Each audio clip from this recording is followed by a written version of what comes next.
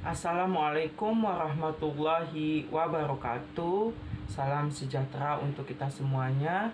Perkenalkan, nama saya Andika Ramadan, NIM 14016-279, kelas PPKNB 2020. Pada kesempatan kali ini saya akan memaparkan mengenal tanah ulayat sebagai hak ulayat dalam hukum agraria nasional. Untuk memenuhi nilai ujian tengah semester mata kuliah Hukum Agraria dan Lingkungan yang diampu oleh Profesor Dr. Nadiroh MPD. Langsung saja kita masuk pada pembahasan. Apa itu hak ulayat? Menurut Budi Harsono, dalam bukunya Hukum Agraria Nasional, Sejarah Pembentukan Undang-Undang Pokok Agraria, Isi dan Pelaksanaannya, mengartikan hak ulayat sebagai seperangkat wewenang dan kewajiban suatu masyarakat hukum adat yang berhubungan dengan tanah yang terletak dalam lingkungan wilayah adatnya atau biasa disebut sebagai tanah ulayat, sebagai pendukung utama penghidupan dan kehidupan masyarakat adat yang bersangkutan sepanjang masa. Menurut Farida Patitinggi dalam Rosalina tahun 2010 mendefinisikan hak ulayat sebagai hak masyarakat hukum adat terhadap tanah dan perairan serta isinya yang ada di wilayahnya, berupa wewenang menggunakan dan mengatur segala sesuatu yang berhubungan dengan tanah dan perairan serta lingkungan wilayahnya di bawah pimpinan adat.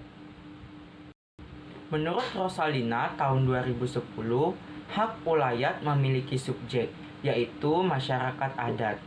Sedangkan objeknya adalah wilayah adat dengan batas-batas tertentu yang berupa tanah atau perairan, atau yang biasa disebut sebagai tanah ulayat. Dari sini kita dapat menyimpulkan apa hubungan hak ulayat dan tanah ulayat. Tanah ulayat merupakan objek dari hak ulayat. Apa itu tanah ulayat?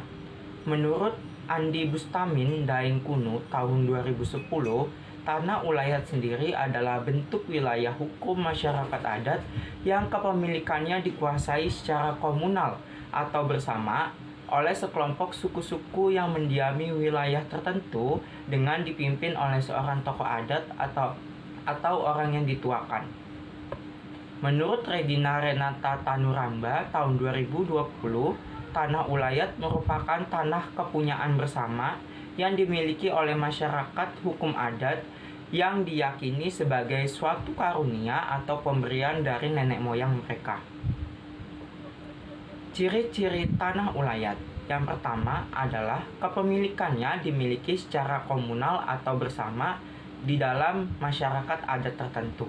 Kemudian yang kedua, kepemilikannya dijaga secara turun-temurun antar generasi.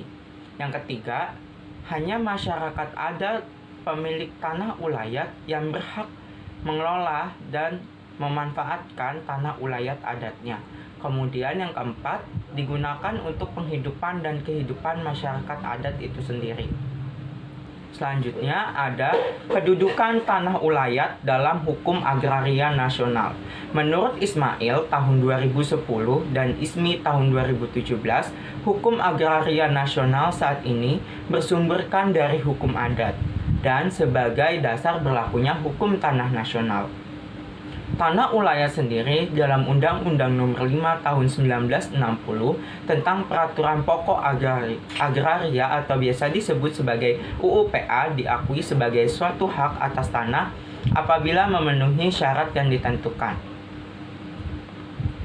Syarat-syarat suatu tanah dapat dikatakan sebagai tanah ulayat menurut UU-PA Pasal 3 dalam Ismail tahun 2010 antara lain. Yang pertama adalah masih adanya pelaksanaan hak-hak masyarakat adat atas tanah ulayat tersebut. Kemudian yang kedua, harus sesuai dengan kepentingan nasional dan negara. Yang ketiga, berdasarkan atas persatuan serta tidak boleh bertentangan dengan perundang-undangan dan peraturan perundang-undangan lain yang lebih tinggi. Demikianlah presentasi saya tentang tanah ulayat dalam hukum agraria nasional. Kurang lebihnya saya mohon maaf. Wassalamualaikum warahmatullahi wabarakatuh.